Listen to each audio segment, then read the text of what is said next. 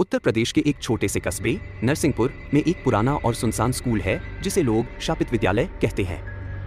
यह स्कूल 1980 के दशक में बंद हो गया था। कहते हैं कि यहाँ पढ़ने वाले बच्चों और पढ़ाने वाले शिक्षकों ने अजीब घटनाओं का सामना किया था। गांव वालों का दावा है कि स्कूल में रात के समय बच्चों की रोने और खिलखिलाने की आवाजें आती हैं। कई लोगों ने यह भी कहा कि खिड़कियों से अजीब आकृतियां झांकती हैं।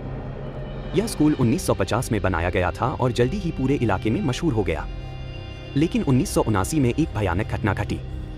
एक शिक्षक मिस्टर रामनाथ, जिन्हें स्कूल के बच्चे बहुत पसंद करते थे, ने एक दिन कक्षा में ही आत्महत्या कर ली।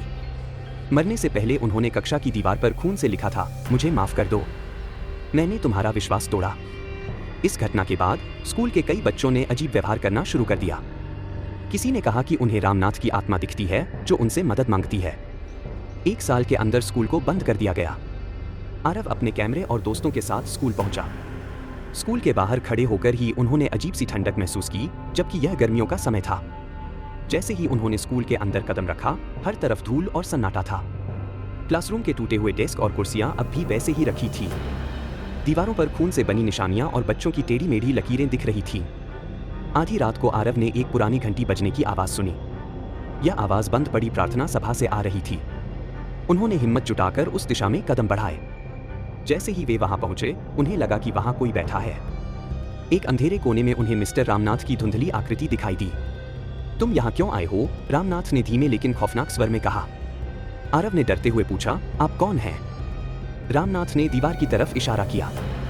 वहां खून से लिखा था, मैं तुम्हारी आत्मा का इंतजार कर रहा हूं। जैसे ही आरव और उसके दोस्तों ने भागने की कोशिश की, स्कूल की खिड़कियां और दरवाजे अपने आप बंद हो गए।